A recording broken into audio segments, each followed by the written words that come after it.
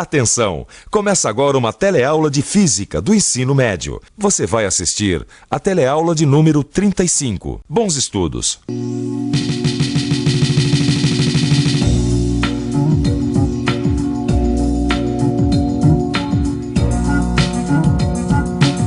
Na teleaula de hoje, você vai acompanhar um debate com a presença de grandes cientistas da história, que vão discutir as suas concepções sobre a luz e a sua natureza.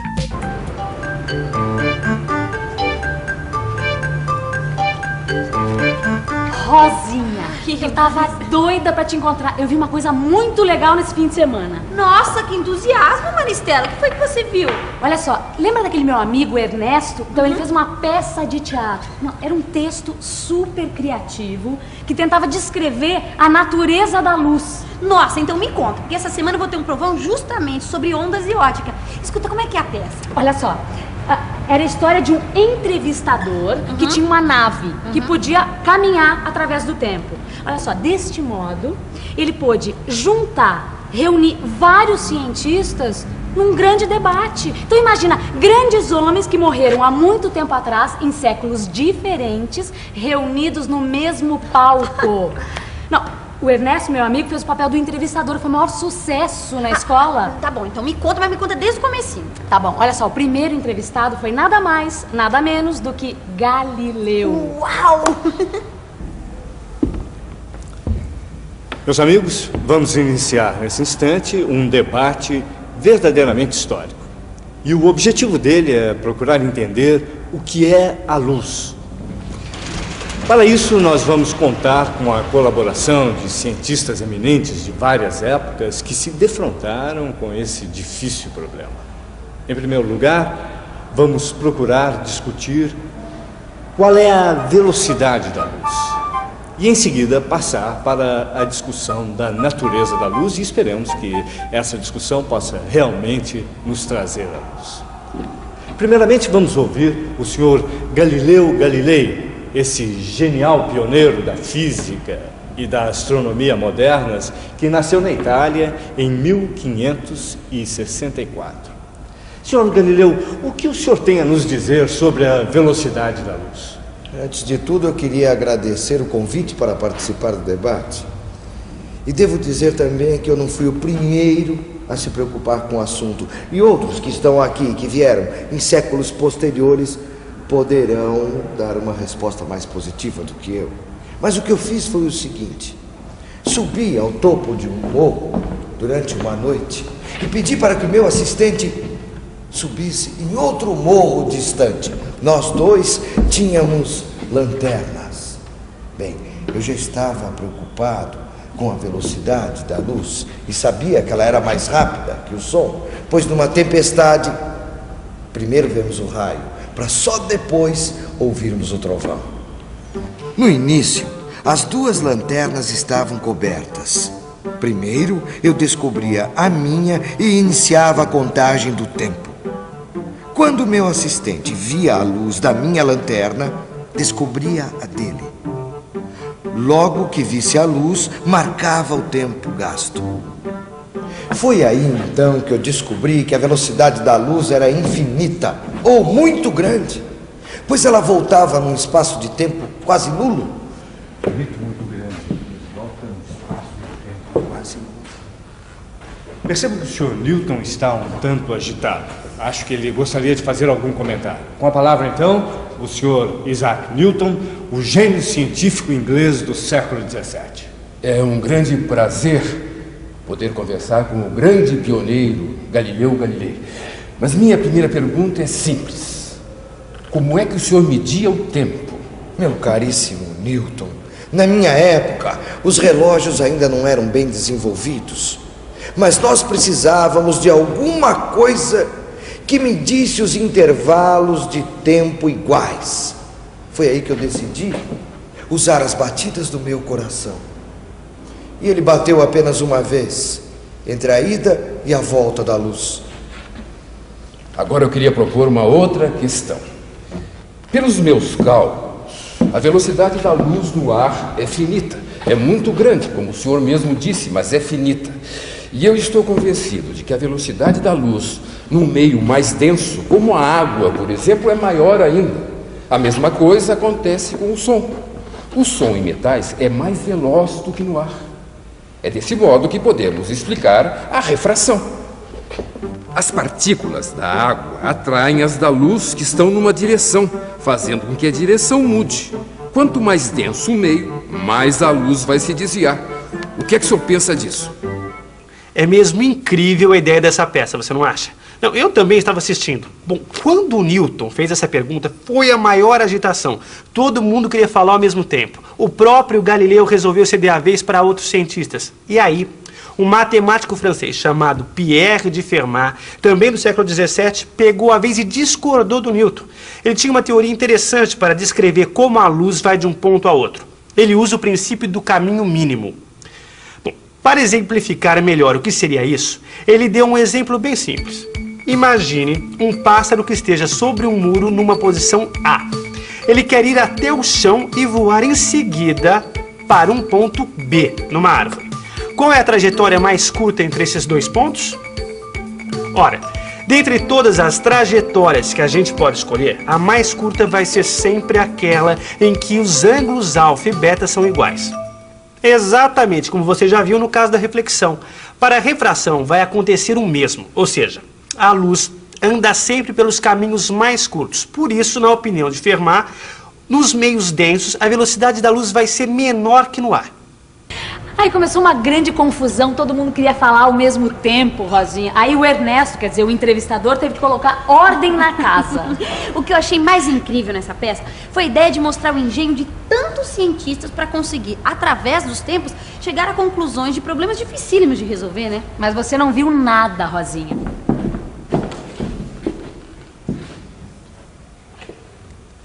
E vamos passar agora para um novo ponto da discussão, e é um ponto realmente polêmico. O que é a luz? Qual é a sua natureza? O senhor gostaria de iniciar, Sr. Newton? Perfeitamente. Para mim, a luz é constituída por pequenas partículas que são emitidas pelos corpos. Essas partículas têm tamanhos e formas diferentes. Sei que alguns cientistas, como Huygens, acreditam que a luz seja não uma partícula, mas uma vibração. É um fenômeno ondulatório, algo assim como o som. Mas a esses cientistas eu perguntaria o seguinte: se a luz é uma onda, por que ela anda sempre em linha reta e não contorna obstáculos? Ora, meus senhores, as ondas do mar contornam obstáculos, não é verdade? Sim, sim. E a mesma coisa não ocorre com as ondas sonoras. Podemos ouvir o que uma pessoa fala mesmo se entre ela e nós houver um obstáculo. Isso é porque, no caso do som, existe a difração. E, ao que tudo indica, não temos difração no caso da luz. Uau, o Newton foi categórico mesmo, hein? Foi? Eu não saberia como sair dessa. Mas lá só tinha gênio, não é, Rosinha? Olha, foram levantadas várias questões contra Newton. A principal foi do Young. Olha, ele defendeu a posição do Huygens que o próprio Newton havia citado e disse que podia mostrar a difração da luz. Ué, como? Mais ou menos desse modo. Olha só, observa aqui, ó, Rosinha. A luz do laser é um feixe bem fininho que forma uma pequena mancha no anteparo. Tá vendo? Observe agora, me empresta um fio de cabelo teu aqui. Ai, caiu aqui, ó. Aqui. Observe agora, olha. A luz contorna o fio do cabelo e forma uma série de manchas que não apareciam antes. A luz foi desviada pelo fio de cabelo. Ela sofreu uma difração. Ué, mas e agora? Como será que a luz chegará até nós? Chegará em bolas, quer dizer, em partículas, ou será que ela vem em ondas? É uma perguntinha difícil de responder.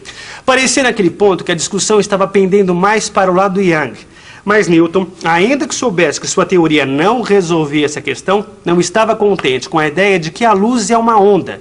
Contra esse argumento, colocou a seguinte questão: como é que essa teoria explica o fato de que a luz atravessa certos cristais, chegando até haver uma extinção da intensidade luminosa? Então Young explicou que a sua teoria diferenciava da teoria de Huygens, segundo a qual a luz vibra na mesma direção em que caminha, exatamente como faz o som, como mostra este esquema. Mas acontece que a teoria que Young desenvolveu juntamente com seu amigo físico francês Augustin Fresnel dizia que a luz vibra numa direção perpendicular à que caminha. Com isso, Young explicava o comportamento da luz nos cristais. Desse modo, a teoria corpuscular, ou seja, que a luz é constituída de partículas emitidas pelos corpos, formulada por Newton, estava perdendo terreno. Ainda mais quando o físico escocês que viveu no século passado, James Clerk Maxwell, deu seu depoimento. Estudando as ondas eletromagnéticas, ele descobriu que a velocidade delas era igual à velocidade da luz e concluiu que a luz é uma onda eletromagnética, como as ondas do rádio. E como essas ondas também vibram perpendicularmente à direção em que se propagam. Ele teve que fechar com Young, mas quando parecia que a opinião de que a luz é uma onda era uma verdade absoluta, surgiu o gênio da relatividade. Viaja no espaço. Acaba de chegar para o nosso debate o físico Albert Einstein, famoso pela sua teoria da relatividade. Gostaria de me desculpar pelo atraso, mas não pude resistir ao chegar a esse futuro à tentação de ver os progressos produzidos do meu tempo para cá. Acabei vendo parte do debate pela televisão e gostaria de dar o meu depoimento. Bem, era conhecido o fato de que quando a luz incide sobre determinados metais, ela é capaz de arrancar elétrons dos mesmos. A este fenômeno damos o nome de efeito fotoelétrico. Efeito fotoelétrico. Exatamente. Mas o que me intrigava era que a energia com a qual os elétrons saíam não dependia da quantidade de luz que incidia sobre a placa. Por exemplo, uma luz vermelha muito forte poderia não conseguir arrancar os elétrons, enquanto que uma luz violeta de baixa intensidade conseguia. Então concluí que o ponto crucial era o comprimento da onda. Aí utilizei um raciocínio que um outro físico chamado Planck já tinha usado. Esse raciocínio dizia respeito ao fato da energia aparecer em quantidades que são sempre um múltiplo de uma certa quantidade muito pequena. Poderíamos dizer pacotinhos de energia. Então usei esse raciocínio para o efeito fotoelétrico e resolvi o problema. Descobri que a energia luminosa vem sempre em pequenas porções, em pequenos pacotes que são chamados de quantum de energia. E quem carrega essa energia é uma partícula. E essa partícula nós chamamos de fóton. Bom, o que o senhor está querendo dizer, apesar de todas as deduções em contrário, que a luz é uma partícula e não uma onda? A conclusão a que cheguei é que a luz possui uma dupla natureza. Ora ela se comporta como partícula, ora como onda. Partícula e onda. Eis o que é a luz. Puxa, Maristela, eu adoraria ter assistido essa peça, Olha, viu? foi ótima mesmo, a Rosinha foi bem didática. E mostra que em ciências nenhuma explicação é eterna e que essas discussões nos ajudam a entender a natureza. E me ajudam a preparar melhor pra prova, né? Aliás, eu acho que eu vou fazer uma boa revisão, viu? Vamos nessa? E atenção, se liga aí que é hora da revisão. Na teleaula de hoje, você assistiu à encenação de um debate que reuniu cientistas de várias épocas da humanidade. E neste debate, discutiu-se, entre outras coisas, a velocidade da luz. Nesta teleaula você aprendeu também que inicialmente pensava-se que a luz fosse uma partícula. Depois, a luz foi interpretada como uma onda. E nos dias de hoje, aprendeu também que a luz pode ser considerada tanto partícula como uma onda. Finalmente constatou que, em ciências, as ideias são mutáveis e não existem certezas eternas.